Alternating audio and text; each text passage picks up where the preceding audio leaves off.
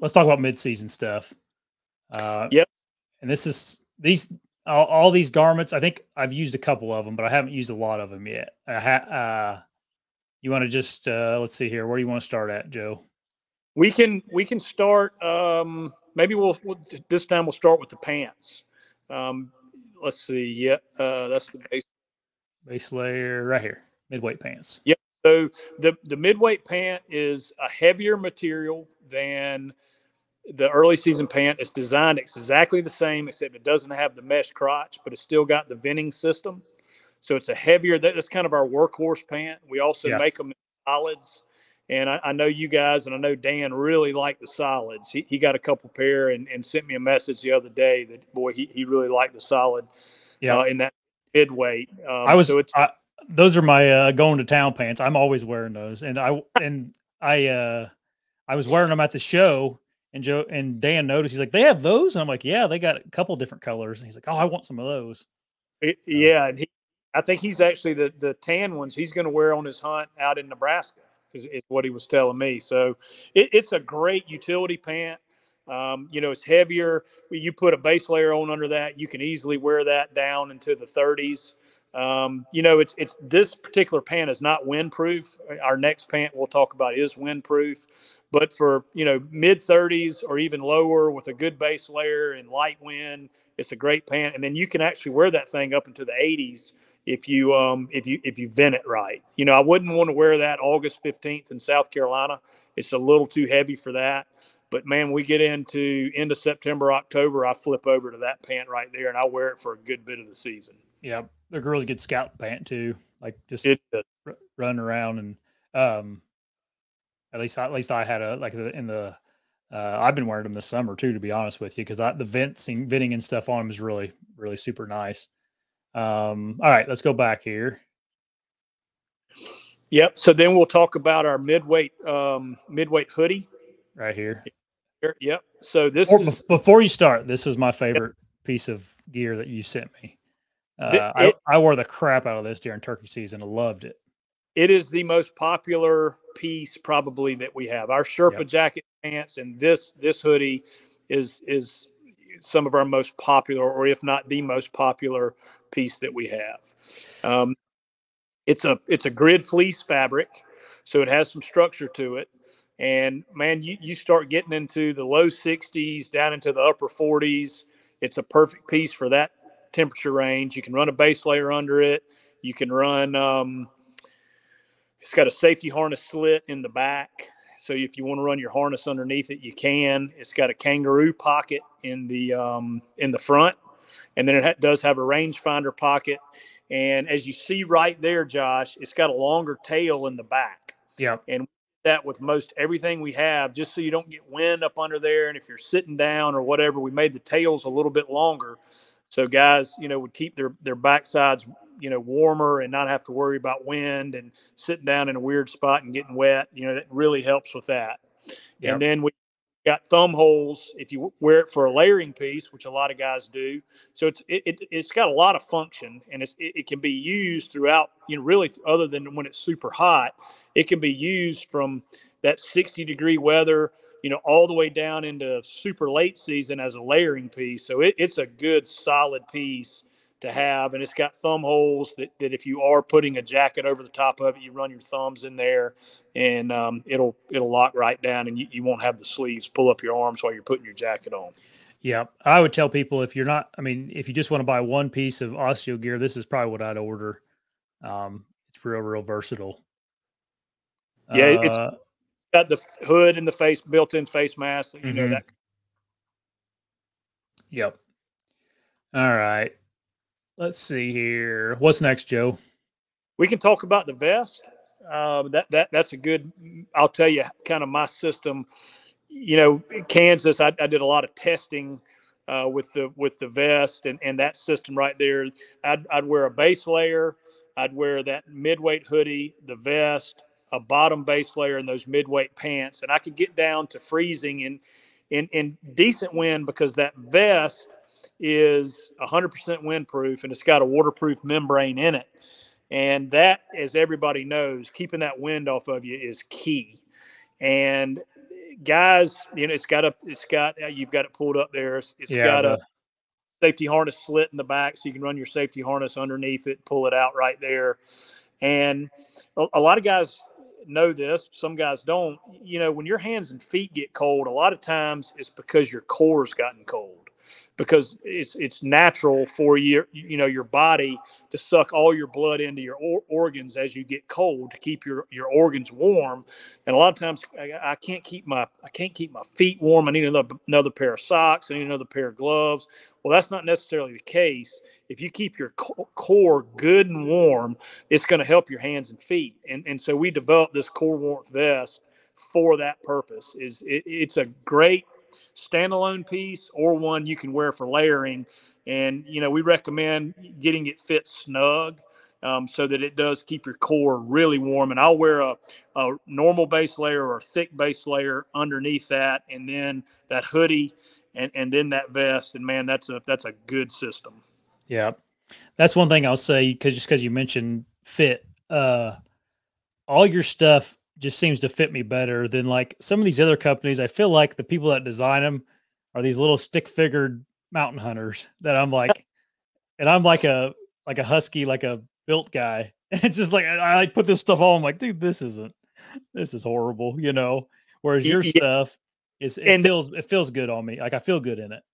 Yeah, there is a ton that goes into the fit, and you've got the super athletic, you know, some of the premium brands that were born in the mountains. They are exactly like you say, for the ultra fit, skinny mountain hunting guy, and that fit doesn't roll well for a lot of us whitetail guys. So we kind of met in the middle. We went with not an extremely relaxed fit, but certainly not a tight athletic fit, and kind of married the two together. So you do get form, you know, because most guys that wear this are bow hunters and don't want stuff all in the way and, you know, big baggy stuff. So yeah, a lot of effort went into the fitting, and we had every one of my son's fraternity brothers trying on stuff when we first got started. And man, I know I was sending them all over the country for different size guys to try on, and we just tweaked and tweaked and tweaked until we got what we wanted.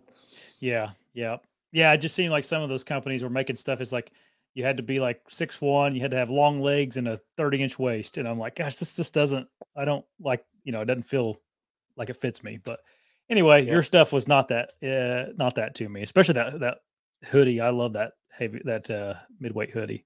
Yeah, man, that's good. Whoops, I about clicked the wrong back button. I would have kicked us off there. All right.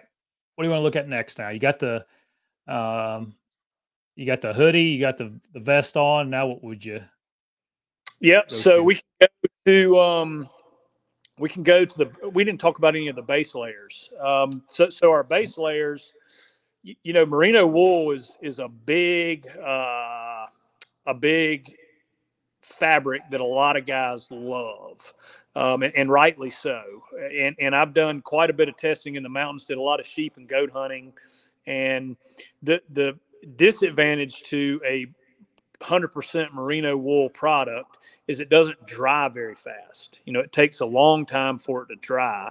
The beauty of a merino wool is it retains its heat very well, and it's got natural scent elimination, antimicrobial properties in the wool. So those are two good features. But man, it not drying, you know, for a guy that, you know, is going to walk, say he's a mobile guy or a guy walking to his stand or whatever it is, and getting sweaty and then sitting down and it not being dry can be an issue and make it uncomfortable.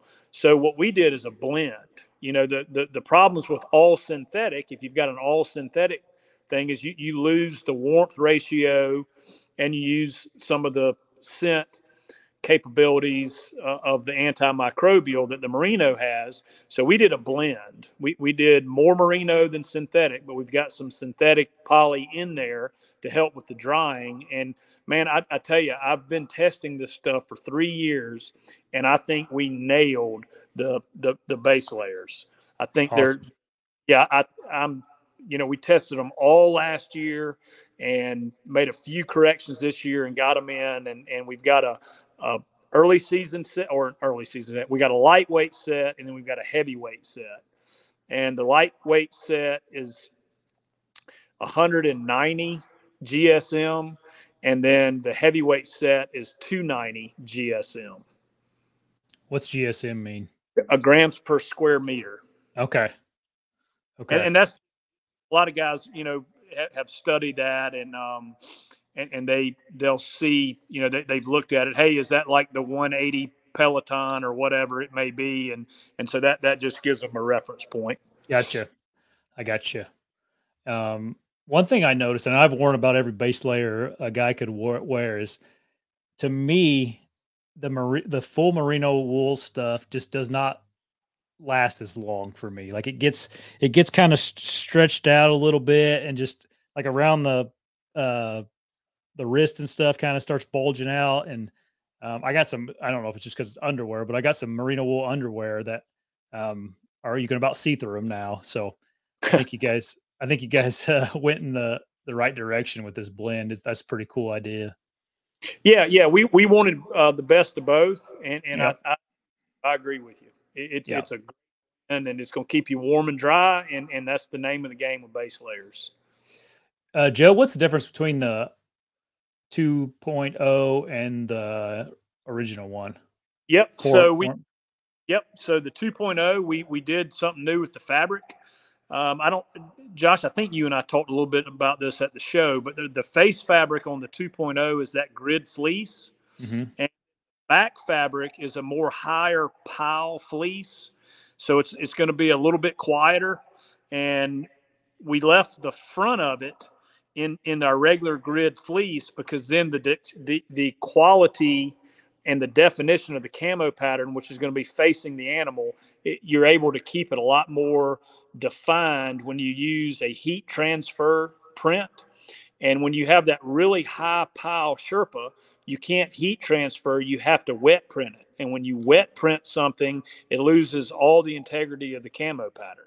So we call it our panel system, where we have in your moving areas, like under your armpits and your back, where you might be up against a tree or a stand, we used a higher pile Sherpa that doesn't have quite the integrity of the camo pattern. But then the front of it, that's going to be facing the animal, it has, the definition of the pattern is incredible. And, that's a little thing, those are little teeny things, but they can make a difference. And then most importantly with that 2.0 is that collar design. Yeah. If you go back to the collar, we've got a patent pending on that collar, and it scallops down in the front. A lot of guys listening, they've had to take like a jacket collar or a vest collar and roll it and tuck it in. I always did that. And even some of the guys were cutting their collars off because you don't get a consistent anchor point, especially if you're having to bend down to shoot, which we do, in weird hunting situations. And you can get collar interference, when you let the string go. If your collar's out there in the way, your string can hit that. And we just eliminated that completely. Again, it's a small, subtle thing, but it can make a big difference and save you a buck. And the 1.0, it has the same full collar that we've always offered for guys that may, just want like a full collar. They're a rifle hunter, crossbow hunter, whatever it may be, and they don't need, that scalloped collar. So we left that available for guys that want a full collar. Gotcha. Yeah, that collar is a pretty good idea for sure. The problem is sometimes you just get like too many collars on, it's like, and that's annoying too. Okay. What else we got on the mid season, Joe? So is the Sherpa? I can't see this because I'm on my phone. Oh, you're on your phone. Yep. I don't see. I got. Yep. Here we are. The Sherpa's right here. Yep. So that's the Sherpa line is definitely our most popular line because it gets guys through the most of the rut. That's 100% windproof. It's got a waterproof membrane. It's got our bonded fleece, super quiet. It's got compression cuffs, so wind can't get up under there. It comes in the 1.0 version with the full collar, or the 2.0 with the scallop collar. Got the slit in the back for your safety harness. It's got a Napoleon pocket on the left, and it's got an angled range finding or cell phone pocket on the right. and then it's got 2 hand warming pockets that are Sherpa lined, and then the inside of the jacket is lined with Sherpa as well. So it's an incredible jacket, and you can wear that thing, with like a t-shirt on underneath it. You could wear it in the low 50s, and then you could wear it all the way down in the mid 20s if you layer up, with like that hoodie and the vest and maybe a base layer on underneath it. Yeah. Yeah. I think I have the 1.0, and I haven't got to wear it during season, but it seems like another like jacket that would be a multi-purpose. Like you can wear this in a lot of scenarios. Yeah. And we've got 1.0 and the 2.0. And then the pants are gonna match our design of all of our other pants, and they've got the heat dump vents on the sides, and then they've got the double thigh pockets, Sherpa lined, hand warming pockets. Got a lot of stretch in them, and again, you can wear those in the 50s all the way down into the mid 20s if you layer up, because they do have that waterproof membrane and they're 100% windproof. Yep. And I guess I'm trying to think what people would ask about them. You got the Sherpa pants, and you also have you have bibs in Sherpa too, the Sherpa bibs. Yep. You went right below them when you clicked on the pants. Yep, there they are, right there. So if you're a bib guy, there's that option as well. Yeah, and the bibs, they've got full leg zips, so you don't have to take your boots off. You can put them on over the top of it. Mm-hmm. Double pockets. And we've got 2 sets of hand warming pockets. One zips and one is up high. So for you saddle hunting guys, you have your bridge out in front of you and it's hard to get to your pockets. Well, those high hand pockets, you just set your hands right in there. Rendell absolutely loves, our buddy Rendell Eric loves those big saddle hunting. And then we have, a double fly on the chest. The zipper goes up and down. And then we put our silent cuffs over the buckles, so you don't have any interference. If you're running binoculars or grunt call or whatever, you're not going to rub. Oh, that's a good idea.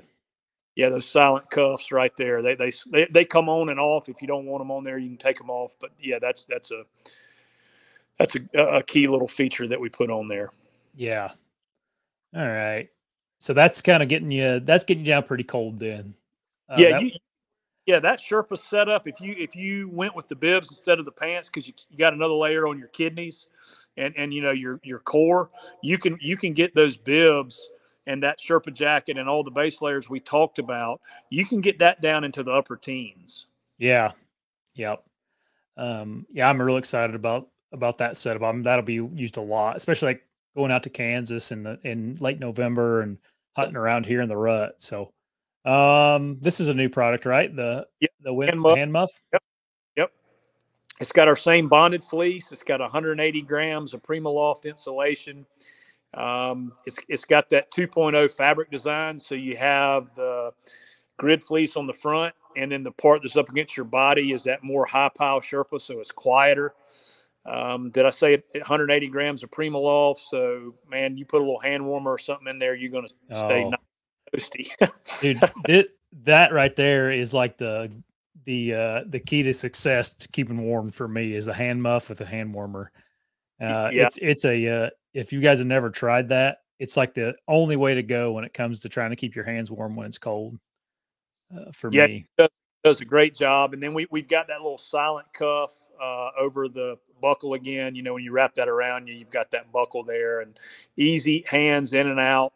And it's got some elastic there, so once you get your hands in there, you're just going to form around your wrist so wind and stuff can't get in there. Mm-hmm. And it's got a front pocket too, right over that logo is a zippered pocket where you could put an extra hand warmer. You can even put your cell phone or wind checker or anything like that could go in there. Joe, I'm due for one of these because the one I'm using, my dad bought it at a flea market for me when I was like 9 years old from an Amish flea market thing. I still remember him buying it for me. He bought me and him the same one. I think he still has his too. I still use it every season. We're going to have to get your list put together and start hit the warehouse and get you squared away. This piece of gear definitely needs an upgrade for me. I guess I like that thing. Maybe it's a good luck charm or something, but well, hopefully get a little blood on this one. Get a little blood this a hand muff, if you guys don't have one, like it's a good tool to have during the wintertime. Don't be like Dan. Dan just lets his fingers get frostbite and stuff. Don't do that. No, thank you. Yeah. Is there anything else on the midseason that we didn't cover that you'd want to, Joe? I mean, we've got a beanie and a neck gaiter. Yeah. Those are, again, windproof, waterproof membrane, Sherpa lined. Our midweight glove there, also windproof, and you can get your index finger and thumb out of it. You've got it's a good sturdy glove, good leather palm with a lot of grip. Oh yeah. Yeah, so it's kind of a technical glove, and as far as keeping your hands warm, with it being windproof and Sherpa lined, it does a heck of a job with that. Yep. Okay. Let's see here. I think that's. And you guys got the neck gaiter, Sherpa line. We already talked about that. Yeah. Okay. Let's see here. You want to go on to that? We already talked about the packable rain stuff. Right. There's your good ground blind vest right there. Yeah, we've got a long sleeve black T-shirt as well. So some guys will like a 2XL of that shirt and wear it over top of stuff in a ground blind and that vest. That's my go around town. I wear that vest as soon as it starts getting cool. To every football game, I wear that thing a lot. Yeah, Maddie, she's gonna have to hunt in ground blinds this year, so we've been putting out some ground blinds because she's due October 19th as well, so she doesn't feel comfortable getting in a tree. She probably shouldn't. Yeah, but she was just talking about her belly is going to be so big by then that and I told her we need to just find her some black stuff to put on over top of everything. We can take care of her.